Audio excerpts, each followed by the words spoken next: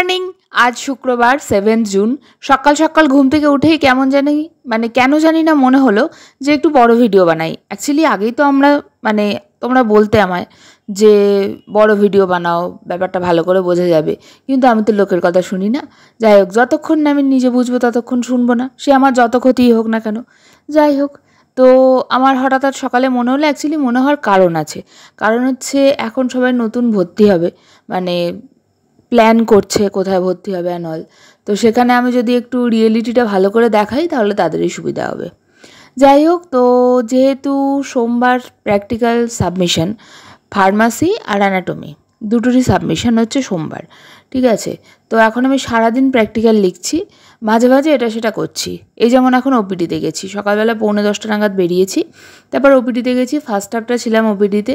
Actually ওপিডিতে ঢুকেই সামনাসামনি কিছু মানুষজন পেলে আমি সেটা ভিডিও করে নিই, ঠিক আছে। তারপর ঢুকে যখন লোকজন বেশি হতে থাকে তখন আর ভিডিও করাটা হয়ে ওঠে না।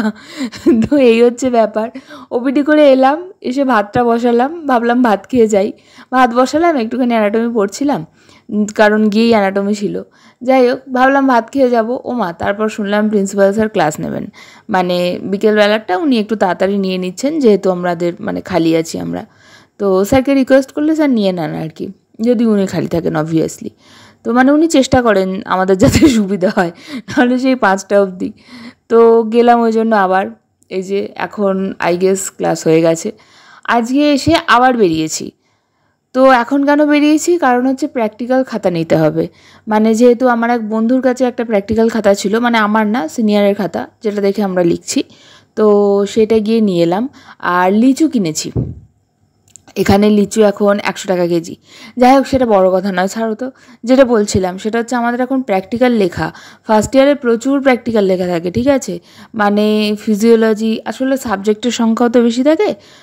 ফার্স্ট ইয়ারে আমাদের 6টা সাবজেক্ট টোটাল, যদিও সাইকোলজিটা অর্গানের মধ্যেই।